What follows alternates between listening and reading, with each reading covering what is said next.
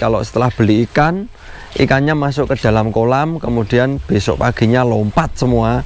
Itu jangan kaget. Berawal dari hobi dan aku menyukai ikan koi. Beribu kegagalan jadikan pengalaman. Apa kabar kalian berjing? Ini kita mau memasukkan ikan ke dalam vet. Ini kolam temen ya, bocor, kemudian kolamnya mau dibenahi dan ini ikannya dibawa ke sini semua. Sementara ikannya dijual dulu untuk biaya pembenahan kolam. Nah, ini ikannya, duh, nggak ada yang gelele. Ada yang gelele. Nah, ini ikannya sebelum dimasukkan ke dalam vet dicuci dulu menggunakan cairan PK atau direndam dulu dengan cairan PK. Ini ikannya ukuran 40 sampai 50 cm. Jenisnya ada Kohaku Sanke, Soa, Shiro Gindrin, Kumpai, dan ini direndam oleh Ipit yang mandikan. Karo dilus-lus jadi ini. Nah, oke, yuk kita bawa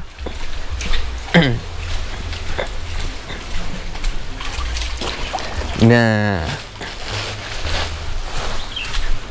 dicampur dulu dengan air kolam. Ini kebiasaan ya, jadi sebelum masuk dicampur dulu supaya tidak stres, padahal cuma sebentar. Oke, ini kayaknya sudah masuk dan banyak ya, ukurannya 40 sampai 50 cm. Di sini ada Sanke, Soa, Kumpai Midori, kemudian karasinya juga ada. Terus Sanke ini, kalau platinum 2 ini enggak dijual. Oh, yang satu, yang Kumpai platinum, wow, gede banget, enggak dijual, ini punya sama pemiliknya, belum dijual. Kalau yang lainnya jual semua.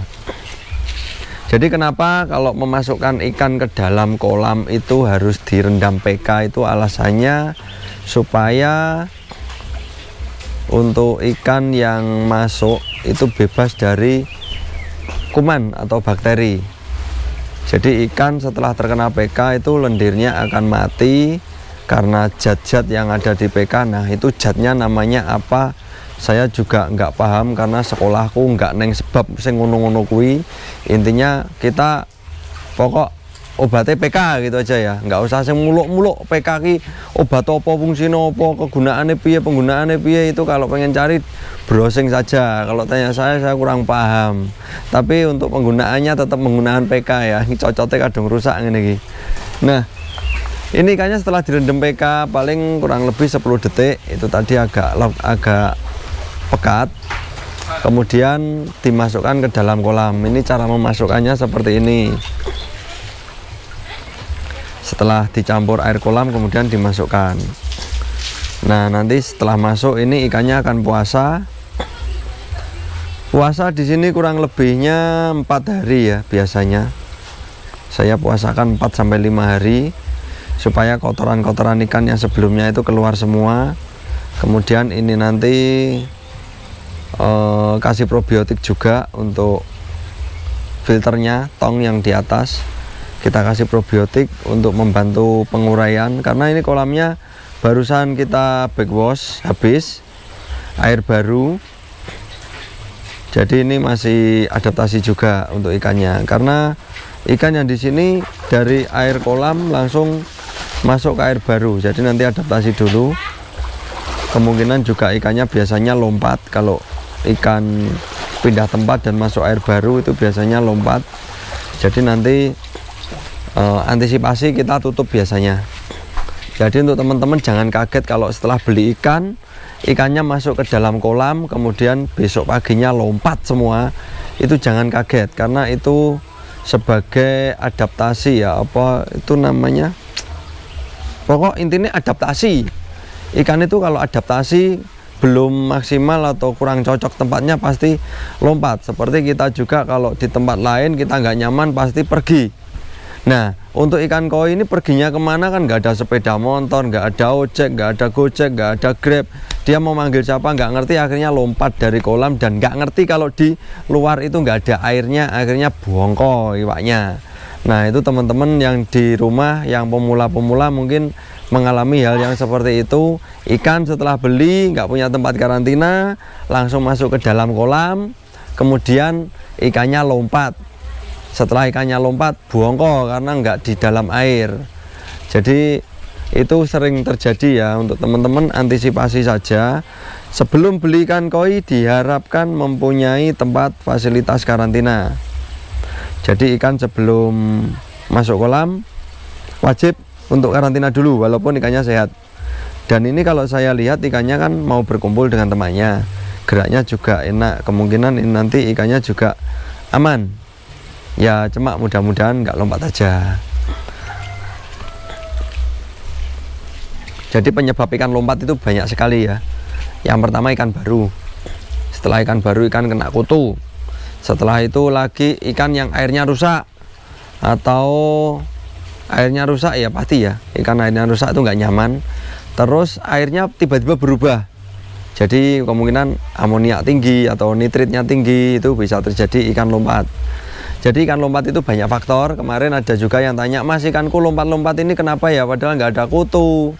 Nah itu kemungkinan airnya yang rusak atau ikannya mulai gejala sakit. Gejala sakit itu nggak kelihatan.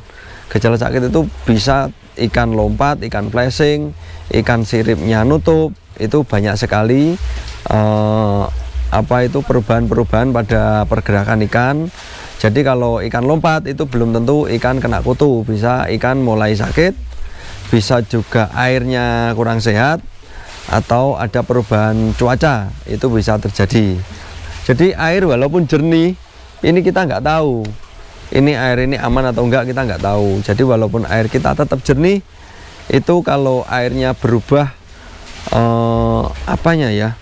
kandungannya atau sifatnya air itu berubah, ikannya juga tidak nyaman. Makanya kita harus sering-sering backwash, kemudian dripping atau penggantian air itu wajib dilakukan supaya ikan kita tidak stres. Kalau kolam kita kebanyakan kita kasih makan kemudian tanpa backwash, biasanya nitrit tinggi, ikannya kurang nyaman, akhirnya lompat. Nah itu sering terjadi. Karena tadi kemarin ada yang tanya ikan lompat kenapa. Tadi juga masih ada yang tanya, sudah saya ganti air, sudah saya backwash, tetap aja lompat. Nah itu kenapa? Karena ikan lompat itu tidak bisa langsung kita ganti air dia langsung berubah drastis, itu nggak bisa. Kalau dia masih kesakitan atau nggak nyaman tetap aja lompat, tapi nanti pelan-pelan dia akan mengikuti suasana yang ada di lingkungannya. Ini berarti sudah ya? Sudah untuk perendaman PK-nya, dan ikannya ada di sini semua, kurang lebih ada 40 ekor. Nanti kita jual. Untuk harga-harganya berapa aja nanti cek di YouTube-nya Wahana Koi Story, karena untuk penjualan kita alihkan ke channel Wahana Koi Story supaya tidak mengganggu teman-teman. Teman-teman yang di Wahana Koi ini kan sering yang edukasi ya. Sering edukasi, tanya jawab tentang perawatan ikan, perawatan kolam, dan macam-macam. Jadi untuk penjualan saya kembalikan ke Wahana Koi Story supaya lebih nyaman. Kalau Wahana Koi Story, cangkem ngobrol trometan. Kalau di Wahana Koi Story itu kan aktivitas saya tiap hari. Jadi ada kirim, ada packing, ada jualan, ada jalan-jalan. Jadi kalau pengen ngerti aktivitas saya sehari-hari bisa kunjungi channelnya Wahana Koi Story. Jangan lupa di subscribe supaya selalu bertemu dengan saya nanti. Oke, dan kalau banyak teman-teman yang komentar, saya dari kota ini, saya dari kota ini, saya dari kota ini, itu saya semakin semangat untuk bikin videonya. Apalagi dilihat dari Maluku, wah ternyata Wahana Koi sudah nyampe Maluku videonya. Nah dari Maluku itu perkembangan koi di sana seperti apa. Jadi saya nanti semakin semangat untuk bikin videonya. Terus dilihat lagi Malaysia hadir, wow mantap Malaysia. Nah saya kalau ada yang bilang Malaysia hadir, itu biasanya saya lihat YouTube tentang ikan koi yang ada di Malaysia itu seperti apa. Jadi saya bisa memadukan permintaan dari teman-teman itu konten yang seperti apa gitu loh. Jadi kalau di Malaysia ikannya seperti ini, Thailand ikannya seperti ini, Inggris, Australia, mana lagi ya kemarin, Jerman, India, banyak sekali ya. Dari luar negeri itu banyak sekali yang suka dengan ikan koi. Jadi kalau saya bisa lihat ya grafik dari negara mana saja yang lihat itu banyak, ada kurang lebih ada 40 negara yang lihat video dari wahana koi, dan yang tertinggi kemarin tak lihat Malaysia. Selain Indonesia ada Malaysia yang tertinggi, mantap. Terima kasih untuk warga Malaysia yang selalu melihat channel wahana koi dan konten-konten dari saya, semoga bisa membantu teman-teman perkoian yang ada di negara Malaysia. Terima kasih banyak, dan juga untuk negara-negara yang lain seperti Brunei, Australia, Thailand, Vietnam, Filipina, Jerman, Amerika, itu ada juga sempat Amerika kontak ke saya pengen beli ikan karena belum bisa untuk izin impornya yang dari Amerika jadi tertunda. Nah, terima kasih banyak atas partisipasinya teman-teman semuanya, dan jangan lupa tulis komentar saya dari kota ini atau saya dari negara ini. Wah, terima kasih banyak, itu sangat membantu saya untuk bikin konten-konten selanjutnya supaya lebih menarik dan membuat teman-teman nggak bosen. Terus komentar lagi, mungkin apa yang belum pernah saya liput bisa tuliskan di kolom komentar supaya nanti untuk saya usahakan untuk bikin videonya. Jadi supaya tidak monoton untuk video-video wahana koi itu tetap bisa berjalan. Oke, jadi tadi intinya kita di sini memasukkan ikan dari kolam filter, kita pindah ke kolam vet untuk dikarantina.